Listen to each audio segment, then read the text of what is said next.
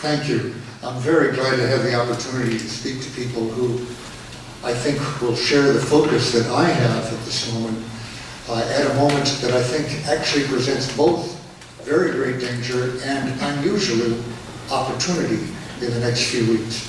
In fact, I can start with some good news, which I really didn't expect as recently as a couple of days ago. And that is that as of this point, the so-called leadership proposal of the Democrats under Pelosi and John Murtha on the subcommittee on appropriations, defense appropriations, has in their draft bill, which has not been presented in detail, but which is now described by a lot of people. We had a press conference about it just, I guess it was yesterday, or the day before yesterday. They have in that bill a provision similar to the one described or proposed, actually, by Congresswoman Barbara Lee, denying funds for any attack on Iran. I really had been focused for some time on trying to get first a freestanding bill like Barbara Lee's advanced, or the one that Senator James Webb has introduced just now in the Senate.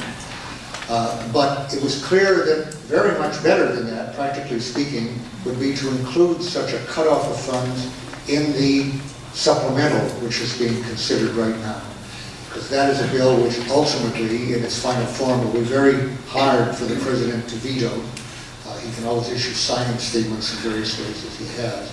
But it's a kind of must-pass legislation of some kind. And if a cutoff of funds for Iran could be included in that, it would have not only very quick effect, or could be voted on very quickly, but would have very powerful effect.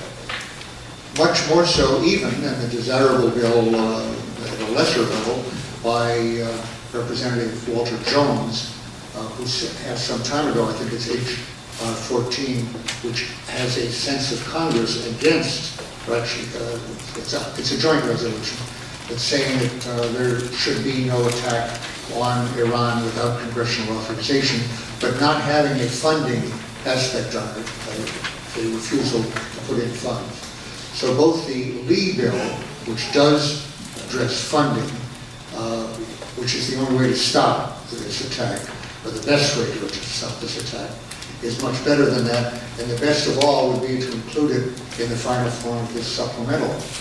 Now, nearly all of my colleagues at this point in the anti-war movement and the peace movement with respect to Iraq are focused on something else night and day for the last month or so, and certainly at this moment.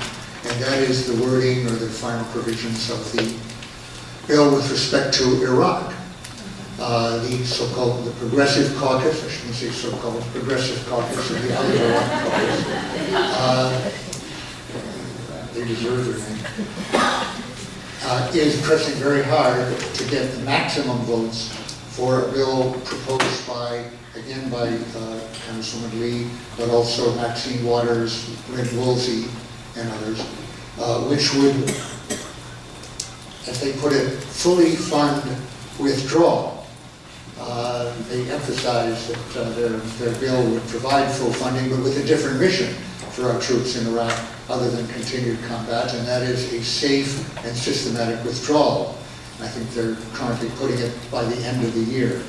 Now that will not win, but the question, given the votes in Congress at this point and the public mood, but they are focused almost entirely on getting the maximum number of votes for that to lay down a position as strongly as possible in that direction.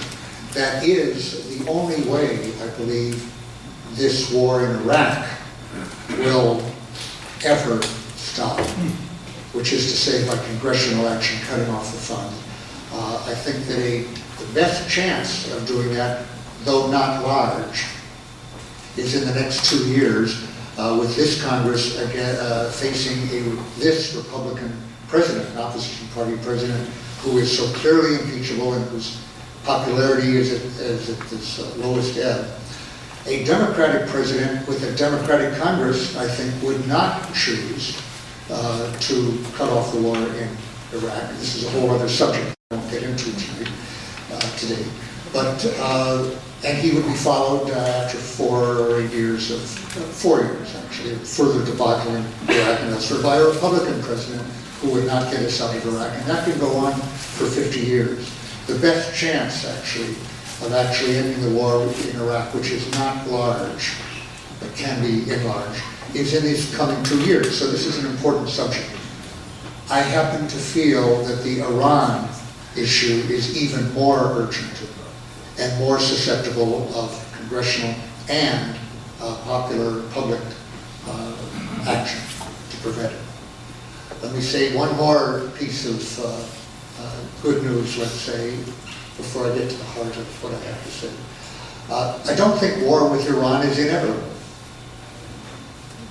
In fact, and I do think that actions we can take this week, this month, in particular, and after that the next 2 years, can significantly lower the chance.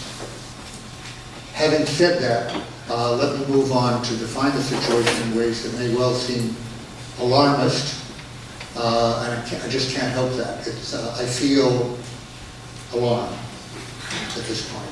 It strikes me that there are moments when the theater is on fire, and the question what you say in that point is the question I'm going to face it right now. Well, there is a wolf outside the gate, as far as I can see. I think the chance of an attack on Iran by this president while he is in office, which is another more than 20 months, is not less than 60 or 70%. That's the at this point, as things are going. Could be higher than that. I said before, I don't think it's certain. And I have friends that I respect very much who have given me estimates as low as 20%. And I saw just this morning Noam Chomsky, I respect no one more, who is alarmed by the situation but still thinks that he feels that an attack is unlikely. I disagree with both of them. I never dismiss their point of view. When I asked my friend who gave me the 20% estimate, why that low? And he said, because Secretary of Defense Gates is dead set against it. And I think that may well be true for what that's worth, but I don't put as much on that as he seems to do. He and I'm talking actually about Gordon Helpman, a long associate of mine. Both were in the anti-war movement, very much so, when both Secretary of Defense Laird and Secretary of State Rogers were against what Nixon and Kissinger were doing to prolong the war.